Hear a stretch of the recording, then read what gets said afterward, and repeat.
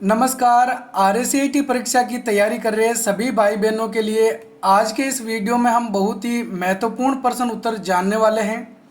मुझे उम्मीद है आप सब परीक्षा की अच्छी तैयारी करके बहुत ही अच्छे नंबरों से पास होंगे।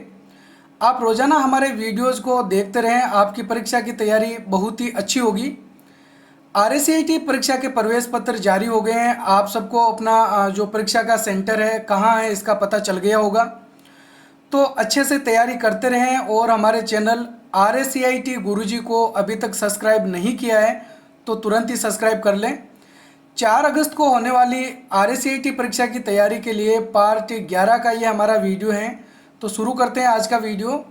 हमारा प्रश्न नंबर 1 है, GUI का पूरा नाम क्या है? General user interface, general user input, graphical unused input या फिर ग्राफिकल यूजर इंटरफेस। तो GUI की जो फुल फॉर्म है वो होती है ग्राफिकल यूजर इंटरफेस। क्या होगी? Graphical user interface. अब देखो GUI यानी ग्राफिकल यूजर इंटरफेस में क्या होता है, हमको आइकन, टास्क बार, विंडोज ये सब जो दिखाई देते हैं वो GUI के द्वारा ही दिखाई देते हैं। इसके अलावा जो ऑपरेटिंग सिस्टम CUI होता है, character user interface, command base पे होता है जिसके अंदर हमको केवल अक्षरों में इनपुट करना होता है। इसमें जो है वो हमको केवल अक्षर ही दिखाई देते हैं। किसमें? CUI में। लेकिन GUI में क्या होता है? GUI के अंदर हमको विंडोज, टास्क बार, आइकन्स और इसी तरीके से हम कंप्यूटर में काम कर सकते हैं। तो जो कुछ भी हमको आइकन्स वगैरह दिखाई देते हैं वो GUI के द्वारा ही दिखाई देते हैं। नेक्स्ट है हमारा प्रश्न नंबर 2 है, निम्न में से कौन सा उपकरण कंप्यूटर से हार्ड कॉपी प्रदान करता है? मॉनिटर, प्रिंटर, स्पीकर या फिर प्रोजेक्टर। तो इसमें जो सही उत्तर है वो रहेगा बी, प्रिंटर। प्रिंटर से जो हमको आउटपुट प्रदान होता है वो हार्ड कॉपी के रूप में होता है और मॉनिटर, स्पीकर और प्रोजेक्टर जो आउटपुट देते हैं वो सॉफ्ट कॉपी होता है। अब ध्यान में रखना, सॉफ्ट कॉपी और हार्ड कॉपी किसे कहते हैं। अगर कोई उपकरण हमको ऐसा आउटपुट दे रहा है जिसका कोई भौतिक भाग होता है जिसको हम कंप्यूटर को बंद होने के बाद भी यूज कर सकते हैं, ऐसा आउटपुट क्या कहलाएगा? Hard copy. तो प्रिंटर के द्वारा अगर हमने कुछ कागज़ पर प्रिंट कर रखा है तो उसको हम ऐसे समय में भी काम में ले सकते हैं जब हमारा कंप्यूटर बंद होता है। लेकिन जो सॉफ्ट कॉपी है वो हमको तभी मिलेगा जब कंप्यूटर ऑन रहेगा। अगर कंप्यूटर ऑन रहेगा तो ही मॉनिटर पे हमको ग्राफिक्स दिखाई देने वाले हैं, स्पीकर से आवाज़ सुनाई देने वाली है और प्रोजेक्टर के माध्यम से भी हमको जो चित्र ग्राफिक्स हैं वो दिखाई देते हैं। तो ठीक है, नेक्स्ट प्रश्न नंबर 3 है, ईमेल में अटैचमेंट क्या होते हैं? हटाए गए ईमेल, ईमेल के साथ भेजी गई फाइलें, ईमेल प्राप्तकर्ताओं की लिस्ट या फिर अधूरे मेल। तो अटैचमेंट किसे कहा जाता है? ईमेल के साथ में हम जो फाइल जोड़ के भेजते हैं, जो फाइल अटैच करते हैं वो फाइल अटैचमेंट कहलाती है। इसमें सही आंसर क्या होगा? बी, ईमेल के साथ भेजी गई फाइलें अटैचमेंट कहलाती है। ठीक है, अगला प्रश्न नंबर 4 है, वर्तमान में खुली हुई फाइल का नाम किस पट्टी में दिखाई देता है? Task bar, menu bar, title bar या फिर स्क्रॉल बार। तो जब भी हम कोई सॉफ्टवेयर ओपन करते हैं उसके अंदर खुली हुई जो फाइल का शीर्षक है, फाइल का जो टाइटल है या फाइल का नाम हमको कहाँ पे दिखाई देता है? टाइटल बार में दिखाई देता है। ठीक है, फाइल का नाम या फिर हम बोल सकते हैं फाइल का शीर्षक यानी टाइटल, तो वो टाइटल बार के अंदर होता है। नेक्स्ट प्रश्न नंबर 5 है, MS पावर पॉइंट में पहले से सेव प्रेजेंटेशन फाइल को खोलने के लिए किस शॉर्टकट का प्रयोग करते हैं? Ctrl+N, Ctrl+S, F12 या फिर Ctrl+O। तो पावर पॉइंट में या कोई भी सॉफ्टवेयर हम काम में लेते हैं तो उसके अंदर जो फाइल हमने पहले से सेव कर रखी है उस फाइल को ओपन करना है। तो ओपन करने की शॉर्टकट कुंजी क्या होती है? Ctrl+O होती है। नेक्स्ट हमारा प्रश्न नंबर 6 है, UIDAI द्वारा जारी किया हुआ कौन सा कार्ड है जिसमें 12 अंक होते हैं? राशन कार्ड, आधार कार्ड, पैन कार्ड या फिर वोटर कार्ड। तो UIDAI द्वारा जो जारी किया गया कार्ड होता है जिसके अंदर 12 अंक होते हैं वो होता है आधार कार्ड। तो ये तो आप सबको पता होगा, आधार कार्ड के अंदर 12 अंक होते हैं और ये जो जारी किया जाता है वो किसके द्वारा जारी किया जाता है? UIDAI के द्वारा। UIDAI की फुल फॉर्म भी याद रखनी है, unique identification authority of India. क्या होगी? Unique identification authority of India, UIDAI की फुल फॉर्म होती है। अगला प्रश्न नंबर 7 है, नोट पैड में किसी टेक्स्ट को खोजने के लिए किस विकल्प का प्रयोग किया जाता है? Go to, format menu, find या फिर रिप्लेस। तो अगर हमको नोट पैड में कोई अक्षर, कोई टेक्स्ट खोजना है तो खोजने के लिए जो विकल्प काम में लेते हैं वो होता है फाइंड। अगर हमको किसी शब्द की जगह, किसी टेक्स्ट की जगह कोई दूसरा टेक्स्ट रखना है तो उसके लिए हम रिप्लेस वाला टूल काम में लेते हैं। साथ ही रिप्लेस का प्रयोग हम फाइंड करने के लिए भी कर सकते हैं, लेकिन मुख्यतः रिप्लेस का प्रयोग किसी टेक्स्ट की जगह दूसरा टेक्स्ट रखने के लिए किया जाता है। और फाइंड करने के लिए जो मुख्य टूल काम में लेते हैं वो फाइंड का ही होता है, फाइंड यानी ढूंढना। नेक्स्ट प्रश्न नंबर 8 है, जीमेल द्वारा नया ईमेल भेजने के लिए किसे चुना जाता है? सेंट मेल, इनबॉक्स, ट्रेस या फिर कंपोज। अगर हम किसी को जीमेल के द्वारा कोई नया मेल भेजना चाहते हैं, ईमेल करना चाहते हैं, तो उसके लिए सबसे पहले हमको कौन सा बटन काम में लेना पड़ेगा? इनमें से कंपोज। तो कंपोज के द्वारा हम क्या कर सकते हैं? नया ईमेल लिख सकते हैं या नया मेल किसी को भेज सकते हैं। अगला प्रश्न नंबर 9 है, BIOS यानी बायोस का पूरा नाम क्या है? Binary input output system, binary internal output service, basic input output service या फिर बेसिक इनपुट आउटपुट सिस्टम। तो बहुत ही अच्छे से आपको याद रख लेना है इसको। BIOS, बायोस की जो फुल फॉर्म है वो होती है बेसिक इनपुट आउटपुट सिस्टम। क्या होगी? Basic input output system. Next हमारा प्रश्न नंबर 10 है, निम्न में से स्थायी मेमोरी कौन सी है? SRAM, DRAM, रोम या फिर उपरोक्त विकल्प A और B दोनों। तो नॉन वोलेटाइल मेमोरी यानी कि ऐसी मेमोरी जिसके अंदर डेटा को स्थायी रूप से रखा जाता है, जब हमारा कंप्यूटर बंद होता है तब भी उस मेमोरी के अंदर डेटा सेव रहता है। तो ऐसी जो मेमोरी है वो कौन सी होती है? रोम होती है। रोम की फुल फॉर्म क्या होती है? Read only memory. और यहाँ पे जो रैम है उसके भी दो उदाहरण दे रखे हैं, SRAM और DRAM। SRAM की फुल फॉर्म होती है स्टैटिक रैम और DRAM की full form dynamic RAM. RAM की फुल फॉर्म क्या है? Random access memory. तो जैसे एस है तो क्या होगा? Static random access memory. D है तो डायनेमिक रैंडम एक्सेस मेमोरी। और रोम की फुल फॉर्म क्या है? Read only memory. ठीक है, तो रोम के अंदर जो डेटा है वो कंप्यूटर के बंद होने के बाद में भी सेव रहता है, तो ये एक स्थायी मेमोरी है। अगला प्रश्न नंबर 11 है, निम्नलिखित में से कौन सा नेटवर्क का एक प्रकार है? लेन, मैन, वेन या फिर ऑल ऑफ द अबव।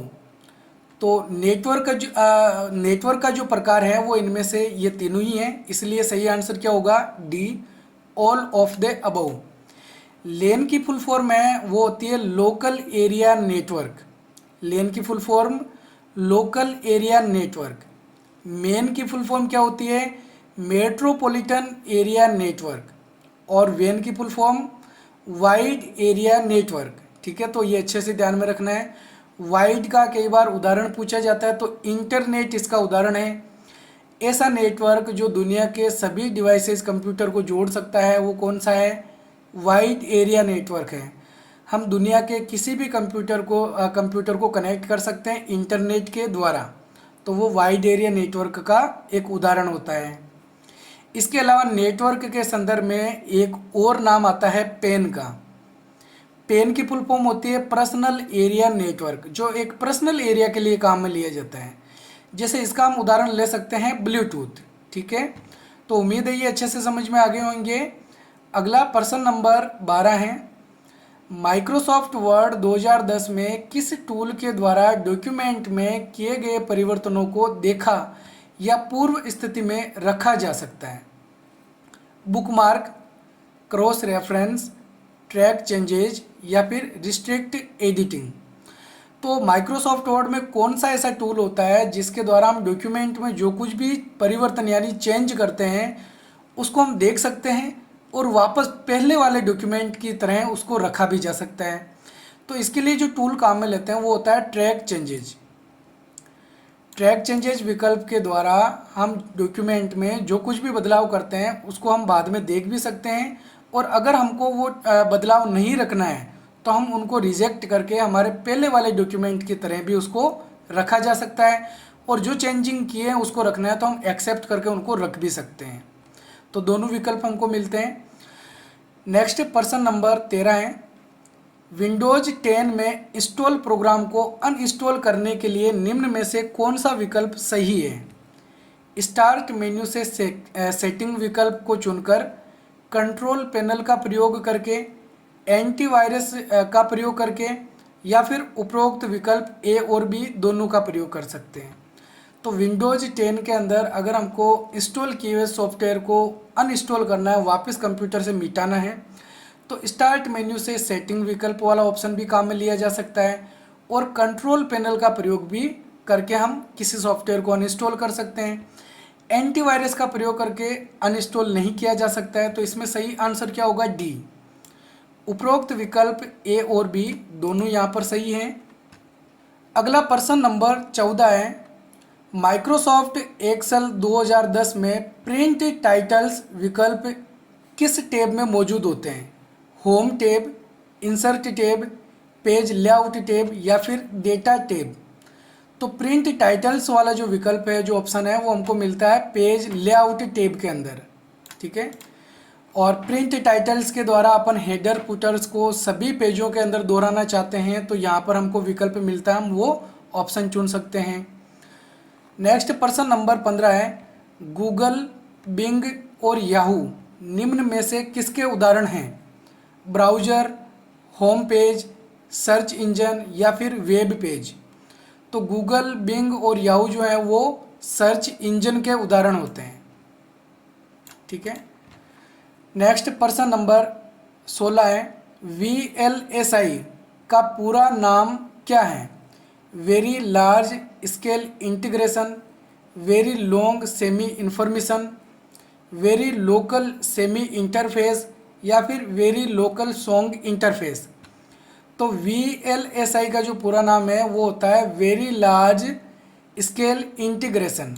ठीक है, और ये चौथी पीढ़ी के कंप्यूटर में प्रयोग किया जाता है, और जो पांचवी पीढ़ी वर्तमान में चल रही है जिसमें आर्टिफिशियल इंटेलिजेंस का प्रयोग करते हैं उसमें होता है ULSI, ultra large scale integration. ठीक है, नेक्स्ट प्रश्न नंबर 17 है, इंकजेट, थर्मल और लेजर कौन से उपकरण से संबंधित हैं? मॉनिटर, प्रिंटर, कीबोर्ड या फिर प्रोजेक्टर? तो इंकजेट, थर्मल और लेजर ये सब किसके उदाहरण होते हैं? प्रिंटर के उदाहरण होते हैं। बी इसमें सही आंसर है, प्रिंटर। इंकजेट प्रिंटर होता है, थर्मल प्रिंटर होता है और लेजर प्रिंटर होता है। नेक्स्ट प्रश्न नंबर 18 है, ईमेल के संदर्भ में BCC की फुल फॉर्म क्या होती है? Black carbon copy, blank carbon copy, blind carbon copy या फिर बेस्ट कार्बन कॉपी? तो BCC की जो फुल फॉर्म है वो होती है ब्लाइंड कार्बन कॉपी। सी इसमें सही आंसर है। और BCC से क्या होता है, हम BCC के अंदर जिन भी व्यक्तियों का ईमेल एड्रेस लिखते हैं ये लोग आपस में ये नहीं देख सकते हैं कि मेरे अलावा और किन किन व्यक्तियों को ईमेल भेजा है। तो ईमेल भेजते समय अगर हम चाहते हैं कि इन सभी व्यक्तियों के जो ईमेल एड्रेस है वो गोपनीय रहें तो उसको हम BCC के अंदर टाइप करेंगे। इसके साथ ही आपको ये भी ध्यान में रखना है कि टू के अंदर एक ईमेल एड्रेस लिखना अनिवार्य होता है। हम ऐसा नहीं कि सीधे ही BCC में ईमेल एड्रेस लिख दें और टू को खाली छोड़ दें। टू को खाली नहीं छोड़ा जा सकता है, कम से कम एक ईमेल एड्रेस टू में लिखना होता है और बाकी सारे ईमेल एड्रेस हम BCC में या CC में लिख सकते हैं। BCC की full form blind carbon copy होती है और CC की फुल फॉर्म कार्बन कॉपी होती है। अगर हम केवल किसी को कॉपी भेजना चाहते हैं तो CC के अंदर उसका ईमेल एड्रेस लिख सकते हैं। अगला प्रश्न नंबर 19 है, माइक्रोसॉफ्ट वर्ड 2010 में हाइपरलिंक को ओपन कैसे किया जा सकता है। सीधे हाइपरलिंक पर क्लिक करके, कंट्रोल के साथ हाइपरलिंक पे क्लिक करके, एल्ट के साथ हाइपरलिंक पे क्लिक करके, या फिर शिफ्ट के साथ हाइपरलिंक पे क्लिक करके। तो माइक्रोसॉफ्ट वर्ड में अगर हमने किसी शब्द को हाइपरलिंक किया है, उसको हम वापस ओपन करना चाहते हैं, तो हमको क्या करना पड़ेगा, कंट्रोल बटन को दबाए रखना पड़ेगा। तो बी इसमें सही आंसर होगा। कंट्रोल के साथ हाइपरलिंक पे क्लिक करके हाइपरलिंक किए हुए टेक्स्ट को ओपन किया जा सकता है। इसके अलावा हाइपरलिंक करने की शॉर्टकट कुंजी भी आपको अच्छे से याद रख लेनी है। क्या होती है, कंट्रोल प्लस के। हाइपरलिंक करने की शॉर्टकट कुंजी कंट्रोल प्लस के होती है। अगला प्रश्न नंबर 20 है, किसी सेलेक्टेड टेक्स्ट को कट और पेस्ट करने के लिए किन शॉर्टकट कुंजियों का प्रयोग किया जाता है। शब्दों को कट और पेस्ट करने के लिए कंट्रोल C और कंट्रोल V, कंट्रोल Z और कंट्रोल Y, कंट्रोल X और कंट्रोल V, या फिर कंट्रोल V और कंट्रोल C।